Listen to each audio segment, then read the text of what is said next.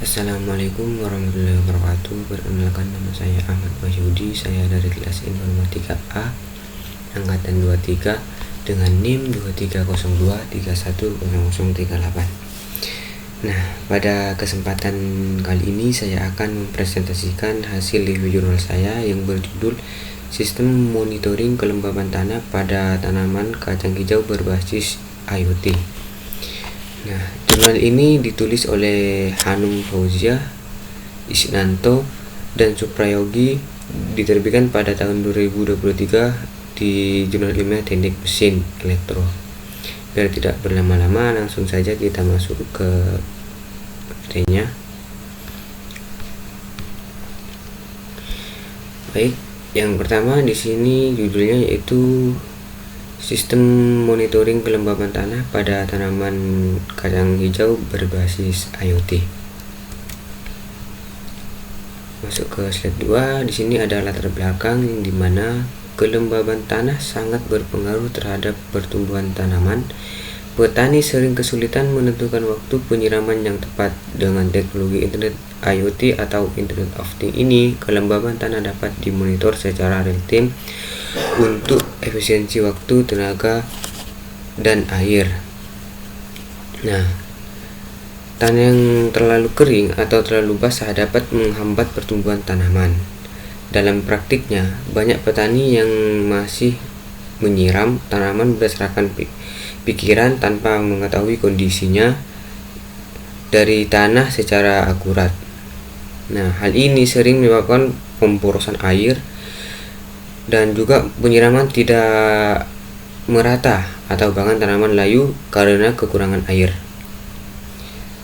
Dan juga teknologi Internet of Things ini menjadi solusi yang sangat tepat karena dapat menghubungkan sensor dengan internet untuk memantau data jarak jauh sehingga petani dapat mudah dalam penyiraman air. Lanjut ke slide 3. Di sini ada rumusan masalah yang dimana yang pertama ada bagaimana merancang sistem monitoring kelembaban berbasis IoT, dan yang kedua di sini bagaimana sistem menampilkan data secara real time. Nah, di rumusan masalah yang pertama ini, peneliti ingin menemukan cara untuk membuat alat elektronik yang dapat membaca kadar air dan juga secara otomatis dan menampilkan hasilnya langsung tanpa harus mengukur manual. Sedangkan yang rumusan masalah yang kedua di sini dimana ia membahas tampilan data bagaimana hasil pengukuran dari sensor bisa dikirim ke internet dan ditampilkan dalam bentuk grafik atau angka yang mudah dipahami oleh pengguna. Itu. Jadi kita lanjut ke slide keempat yang dimana di sini ada tujuan penelitian. Tujuan penelitian yang pertama ini yaitu untuk merancang alat monitoring berbasis IoT. Tujuannya yaitu membuat prototip alat yang menggabungkan sensor, kelembaban tanah dengan microcontroller dan sistem pengiriman data ke cloud. Gitu teman-teman. Sedangkan yang kedua ini yaitu menguji keakuratan sensor, yang dimana setelah alat dibuat, peneliti melakukan pengujian lapangan untuk memastikan bahwa nilai kelembaban yang terbaca sensor sesuai dengan kondisi tanah sebenarnya. Jika hasilnya akurat, misalnya 95%, maka sistem nilai berhasil secara teknis. Gitu teman-teman. Dan yang ketiga yaitu untuk membantu petani dalam pengambilan keputusan penyiraman.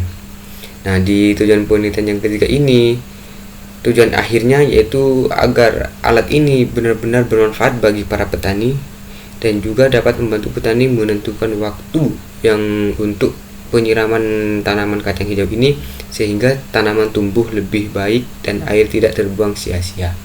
Itu teman-teman. Lanjut ke slide yang kelima, yang dimana ada langkah-langkah dan metode penelitian.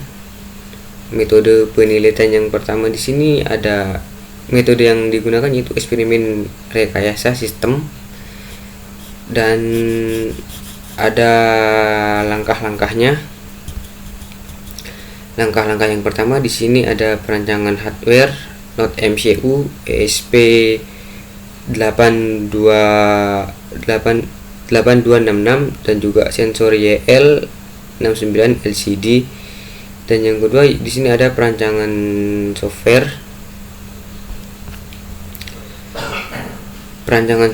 dan menggunakan Arduino IDE ThinkSpec dan pengujian lapangan untuk membaca data kelembapan. Nah, di langkah-langkah ini yang pertama ini ada perancangan hardware Node MCU ESP, yang dimana untuk sebagai pengendali utama teman-teman, sebagai pengendali utama dari sensor-sensor yang lain gitu teman-teman. Sedangkan LCD display ini yang dimana untuk menampilkan hasil pembacaan secara langsung teman-teman. Mungkin itu yang saya ketahui dari metode dari langkah-langkahnya teman-teman. Terus di sini ada arsitektur sistem, yang dimana komponen utamanya ini ada sensor kelembapan tanah YL69, yang dimana sebagai alat pembaca kadar air tanah, dan juga ada Node MCU SP8266 yang sudah saya katakan tadi di metode penelitian, yang digunakan untuk sebagai proses data sensor dan mengirimkan ke internet teman-teman. Dan ada LCD display, saya sudah jelaskan tadi di atas. Kegunaannya yaitu untuk menampilkan hasil pembacaan secara lokal di lahan teman-teman. Gitu. Dan ada ThinkSpec Cloud ini berfungsi sebagai server penyimpanan dan tampilan grafik data teman-teman gitu. Misalnya jika nilai enggak langsung ke setuju aja sih. Di sini ada data dan hasil pengujian. Di data hasil pengujian ini selama 7 hari atau lebih pada media tanaman kacang hijau, itu kira-kira untuk agar tanaman hijaunya tumbuh lebih baik atau subur selama 7 hari atau lebih, mungkin itu waktunya teman-teman. Dan tentang kelembapannya di sini ada 30% sampai dengan 80%, dan juga skenario nya kalau misalkan yang normal alat membaca perubahan kadar air, kalau kering nilai kurang dari 35% muncul peringatan teman-teman. Dan jika basah nilai lebih dari 70% maka status tanah basah teman-teman. Dan akurasi alat ini 95% teman-teman. Jadi gitu teman-teman.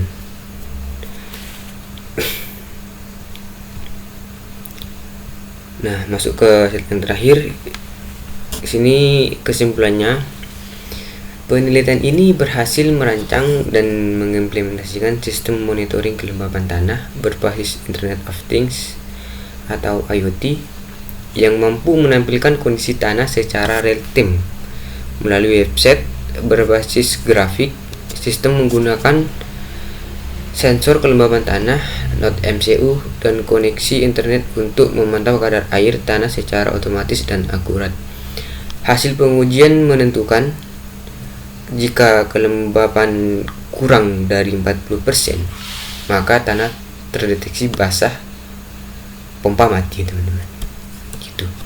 Jika kelembapan 40 lebih dari jika kelembapan 40 sampai dengan 60%, jika kelembapan 40 sampai dengan 60%, maka kondisi normal pompa mati teman-teman. Nah, jika kelembapannya lebih dari 60%, maka tanah kering, pompa menyala untuk penyiraman otomatis.